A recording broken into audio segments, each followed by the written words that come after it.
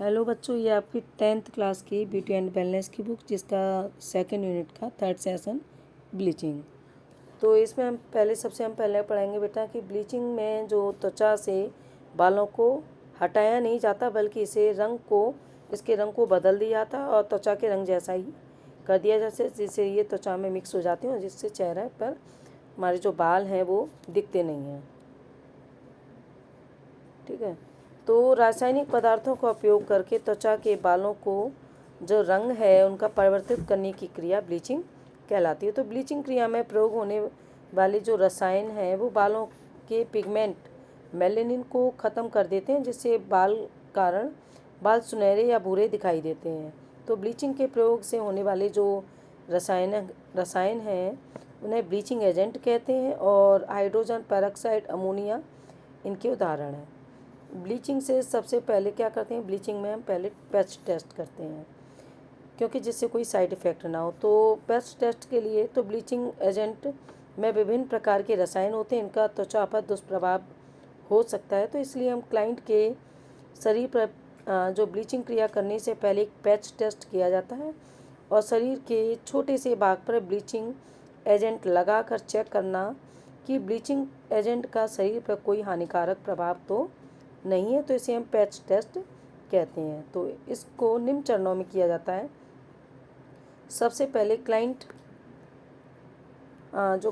की जो त्वचा के अनुरूप ब्लीचिंग एजेंट का चुनाव करते हैं और ब्लीचिंग क्रीम का एक छोटा चम्मच लेकर उसमें थोड़ी सी मात्रा में अमोनिया मिलाएं।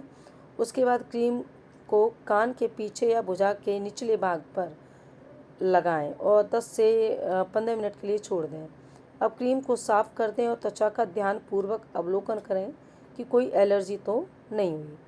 तो यदि त्वचा पर कोई एलर्जी या लाल रंग होता है तो ऐसे में ब्लीचिंग क्रीम का उपयोग ना करें। यदि कोई एलर्जी नहीं है तो क्रीम का उपयोग किया जा सकता है। अब है ब्लीचिंग क्रिया। तो ब्लीचिंग के लिए आवश्यक सामग्री का उदाहरण जो है विवरण वो निम्न प्रकार है, जैसे headband, cleaning milk, cotton piece, spatula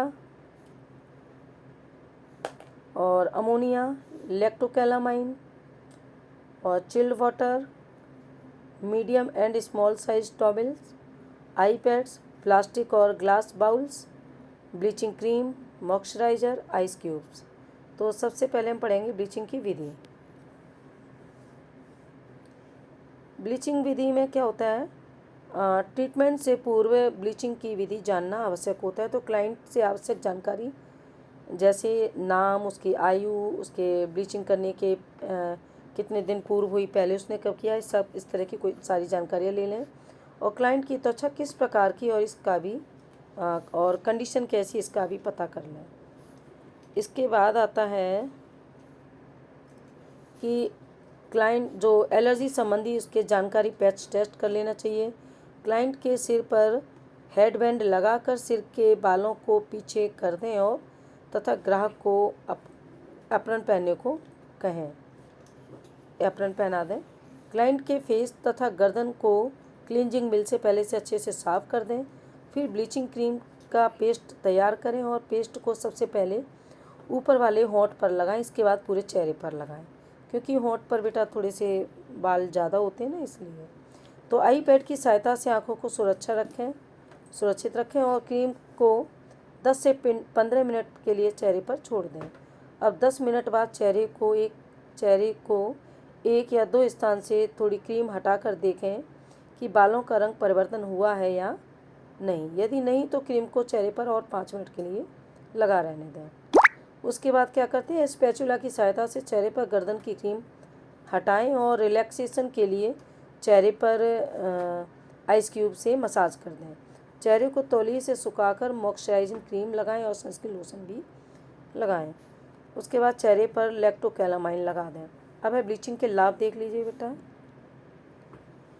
first point है, ब्लीचिंग से थोड़े समय में ही बालों का रंग बदला जा सकता है।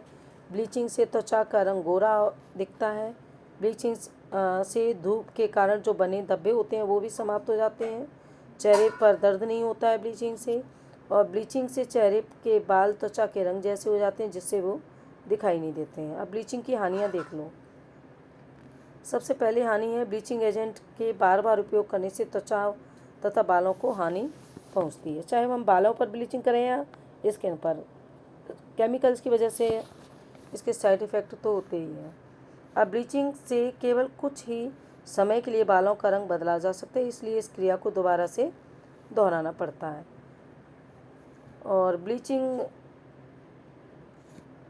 ब्लीचिंग में जो उपस्थित रसायन के कारण त्वचा पर एलर्जी हो सकती है। अधिक सेंसिटिव स्किन पर इस क्रिया का प्रयोग नहीं किया जा सकता और क्लाइंट को ब्लीचिंग के बाद अपने चेहरे का विशेष ध्यान रखना आवश्यक होता है। अब इसके बाद ये आगे बेटा आपके चैप्टर तो फिनिश हो गया। ये रही आपकी एक्सरसाइज, मल्टीपल क्वेश्चन। पहला है बालों में डैश के बालों के रंग को बदल दिया जाता है जिससे वो दिखाई देते हैं। किसके द्वारा? ब्लीचिंग में। ठीक है, तो ब्लीचिंग में हाइड्रोजन पेरोक्साइड तथा अमोनिया का उपयोग होता है। ब्लीचिंग क्रीम को 5 से 10 मिनट के लिए चेहरे पर छोड़ देते हैं। रिलैक्सेशन के लिए चेहरे पर हम आइस क्यूब से मसाज करनी चाहिए।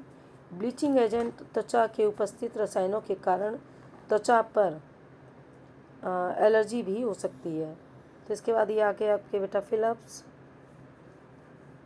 अब ब्लीचिंग क्रीम वास्तविक ब्लीचिंग क्रिया से पहले हम पैच टेस्ट कर लेना चाहिए हमें। और ब्लीचिंग पेस्ट जो करने के लिए ब्लीचिंग क्रीम तथा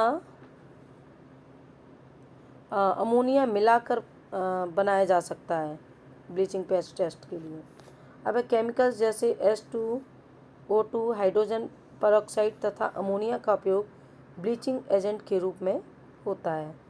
अब आई पैड्स का उपयोग क्लाइंट की आँखों की जो वाटरिंग से सुरक्षा के लिए किया जाता है। ब्लीचिंग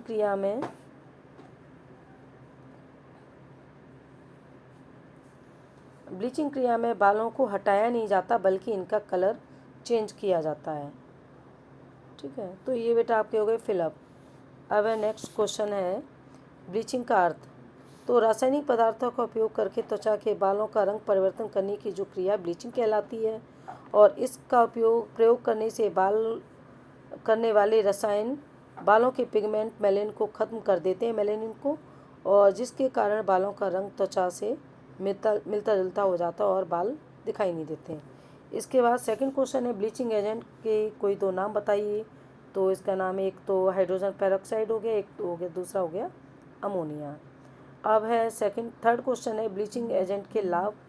तो ब्लीचिंग एजेंट जो ब्लीचिंग से थोड़े समय में ही बालों का रंग बदल जाता है और ब्लीचिंग से त्वचा गोरी दिखाई देती है और धूप के कारण जो त्वचा पर धब्बे होते हैं वो समाप्त हो जाते हैं। अब है पैच टेस्ट। पैच टेस्ट का यानी ब्लीचिंग क्रिया करने से पहले एक टेस्ट किया जाता है, पैच टेस्ट जिसे हम कहते हैं। तो ब्लीचिंग क्रिया में विभिन्न प्रकार के रसायन होते हैं जिनका त्वचा पर दुष्प्रभाव हो सकता है। तो इसलिए ग्राहक के शरीर के किसी एक छोटे से भाग पर ब्लीचिंग एजेंट लगाकर चेक किया जाता है कि ब्लीचिंग एजेंट का शरीर पर कोई हानिकारक प्रभाव तो नहीं है, तो इसे हम पैच टेस्ट कहते हैं। ब्लीचिंग टेस्ट में उपयोग होने वाली सामग्रियों के नाम ये हेडबैंड हो गया, cleansing milk, cotton piece, spatula